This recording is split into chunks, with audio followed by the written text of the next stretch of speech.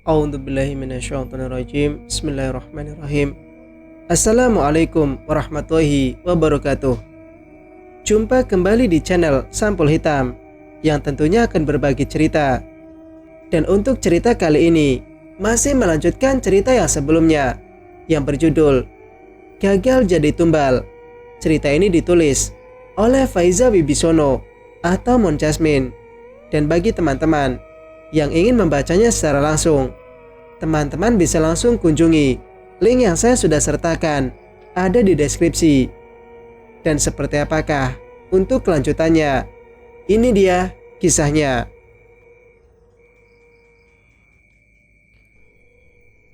Zulaiha, bagaimana kabarmu? Wisanggeni melangkah mendekat. Aku masih terduduk di sebuah batu besar dekat sungai yang bersebelahan dengan hutan pinus dan sejuk. Sungainya teramat jernih, hingga ikan dan bebatuan di dasarnya yang tak terlalu dalam tampak teramat jelas. Wisang, panggilku bersemangat. Aku sangat merindukannya. Gegas aku berlari ke arahnya tanpa sadar. Kurangku tubuhnya dengan erat. Kau merindukanku, Zulaiha? Tanyanya sembari tersenyum manis. Kulepas rengkuhanku dari tubuh kekarnya, lalu sejenak mundur beberapa langkah. Aku mengangguk. Kali ini aku harus jujur jika aku merindukannya. Aku bahkan belum sempat berterima kasih dan selalu menyalahkannya selama ini. Zulaiha, roh lembut yang bersemayam di tubuh ibunya Kamil. Ternyata dia adalah biungku. Apa? Dia mengangguk. Sekarang dia sudah terlepas dari tubuh ibunya Kamil. Jadi itu berimbas pada ibu dan juga ayahnya Kamil. Jadi Mas Kamil tidak membunuh ibunya? Wisanggeni menggeleng.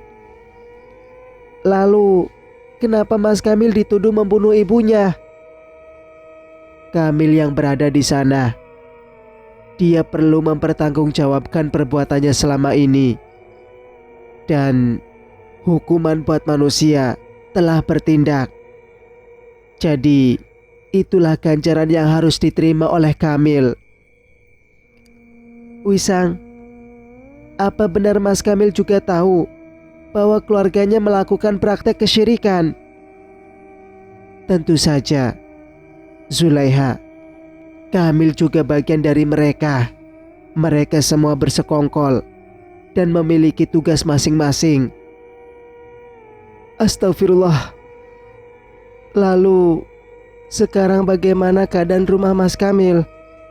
Apakah masih dalam pengaruh sihir seperti saat kita ke sana waktu itu? Tidak, Zulaiha.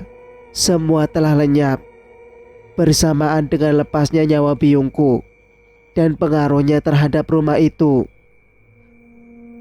Wisang, terima kasih dan maaf. Selama ini aku udah berburuk sangka padamu. Aku yang harusnya berterima kasih, Zulaiha. Berkat kau, biungku sudah lepas dari persekutuannya dengan manusia. Dia sudah sangat lama menjadi bhakta atau pengikut manusia yang sesat. Sekarang, hiduplah dengan tenang dan bahagia, Zulaiha. Aku pamit dan kembali ke alamku tanpa mengganggu kalian lagi. Jaga dirimu, Zulaiha. Sudah kuduga Wisanggeni akan tiba-tiba lenyap. Benar saja, kini dia melakukan hal itu lagi. Sejujurnya menyakitkan, membuat nelangsa. Baru saja nongol, tiba-tiba dicampakkan seperti ini. Aku menangis sendiri kehilangannya. Apa benar ucapannya? Dia benar-benar tak akan kembali. Wisang, aku sangat merindukanmu. Tapi aku tahu, kita tak seharusnya seperti ini. Wisang, Wisang, teriakku memanggil namanya berulang. Rasanya hatiku pedih, ditinggal begitu saja. Mbak, Mbak Zul, Mbak. Terasa sebuah telapak tangan halus menepuk-nepuk pipiku. Saat mataku mengerjap, rupanya aku masih berbaring di ranjang kamarku. Mbak pingsan gara-gara baca berita tentang Mas Kamil toh. Lako pas pingsan malah mimpiin Wisang. Mbak saking rindunya ya, cecar Lutfia dengan wajah nakal menggodaku. Air mataku masih basah di pipi. Kamu udah baca beritanya, Lut? Tanyaku. Dia mengangguk. Kini wajah nakalnya barusan tiba-tiba berubah sendu. Gadis itu lantas merengkuh untuk menenangkanku. Mbak, mungkin berita itu gak benar. Mungkin itu fitnah, Mbak. Mbak jangan mudah percaya hoaks. Barangkali itu musuh bisnis ayahnya Mas Kamil yang bikin kayak gitu. Ku tarik napas berat, berusaha menenangkan diri. Aku gak tahu harus bagaimana setelah ini, Lot. Yang jelas, pernikahan ini pasti dibatalkan. Baru beberapa saat aku terbangun dari pingsanku. Lutfia masih menemani di tepi ranjang. Ada apa, Nduk? Siapa yang nelpon? Tanya bule penasaran. Wanita parubaya itu tergopoh-gopoh, berlari menuju kamarku. Bule baru saja pulang dari acara pengajian rutin setiap Jumat. Pembantunya Mas Kamil, Bu, jawab Lutfia.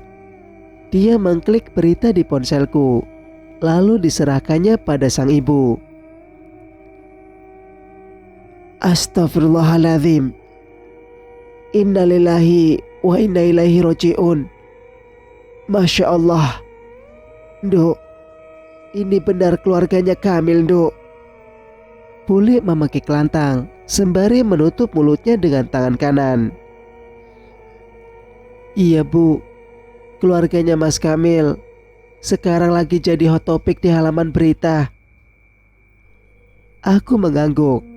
Air mata tak henti-hentinya mengalir. Itu semua gak benar kan, Dok? Apa Pak Lemo sudah tahu tentang ini?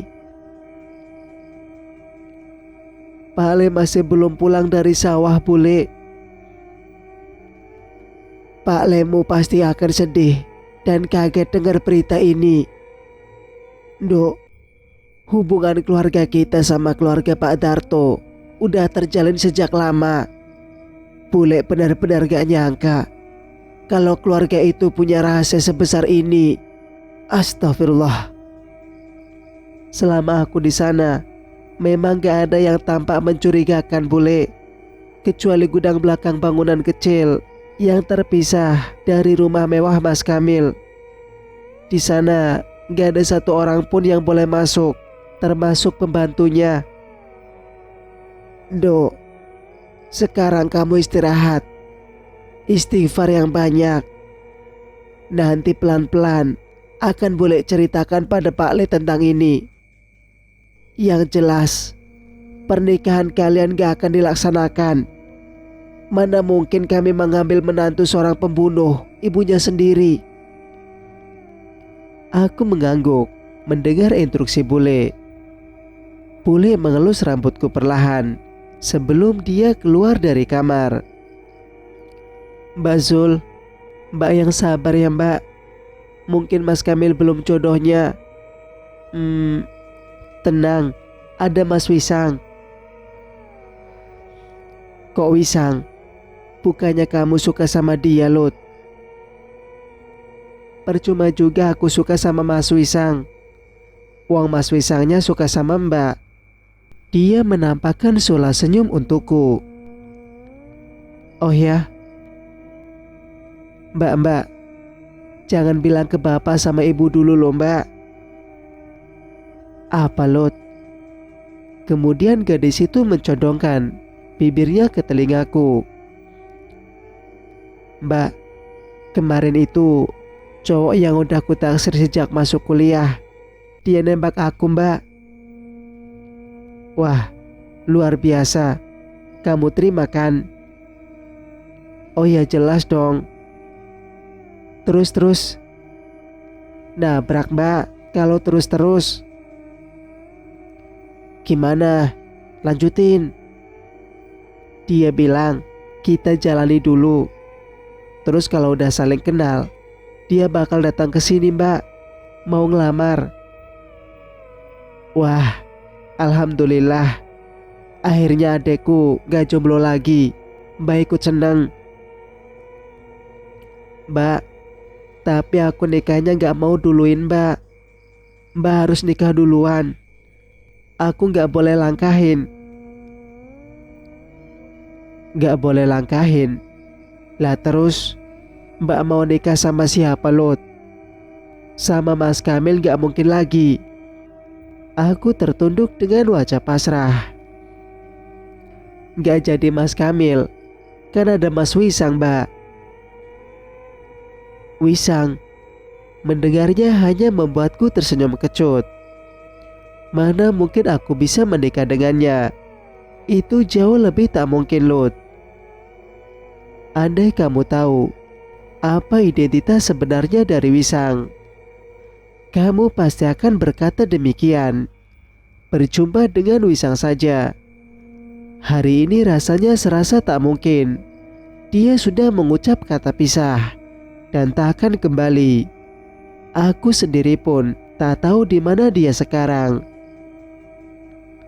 Mbak, kok malah bengong? Dia menepuk-nepuk tangannya tepat di hadapan wajahku.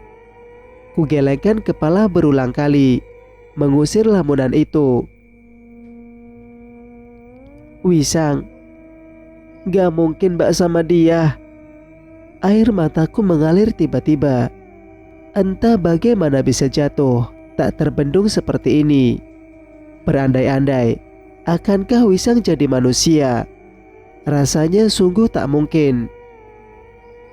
Kenapa gak mungkin mbak? Gak bisa Lot. Apa karena mbak cinta banget sama Mas Kamil ya?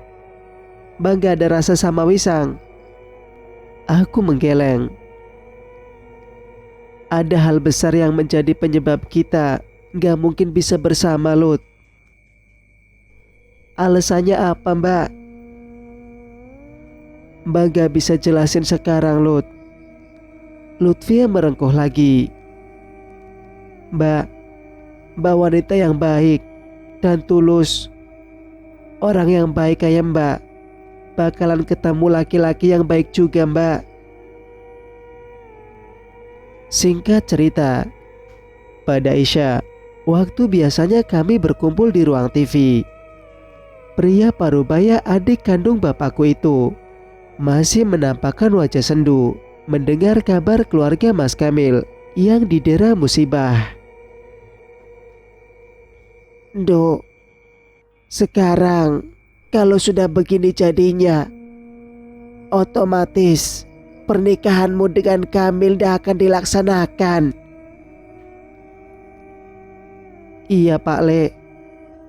Aku tertunduk pasrah mendengarnya. Mungkin ini yang terbaik. Gusti Allah telah menggariskan jalan yang tepat bagiku. Tapi Dok, kita juga tidak bisa seenaknya asal memutus tanpa ada rundingan dulu.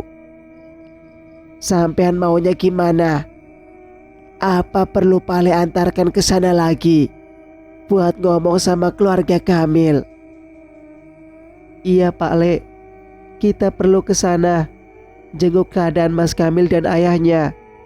Walau bagaimanapun kan mereka pernah ada hubungan dengan kita, meski belum sampai ke jenjang lebih jauh.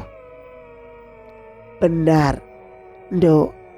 Kamu perlu ke sana menjenguk Kamil. Kata Pak Yatmo tukang kebun. Dia nelpon Pak Le. Sekarang keadaan Pak Darto juga makin parah. Ya Allah.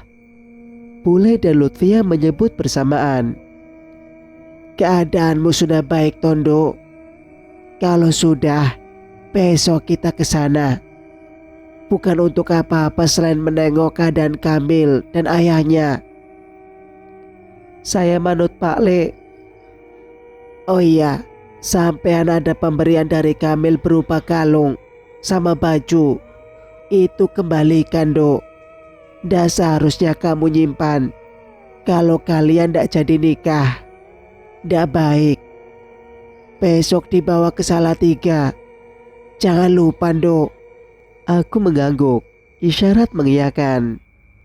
Setelah rundingan keluarga usai, aku kembali ke kamarku, mempersiapkan perkakas yang hendak kubawa ke Salatiga.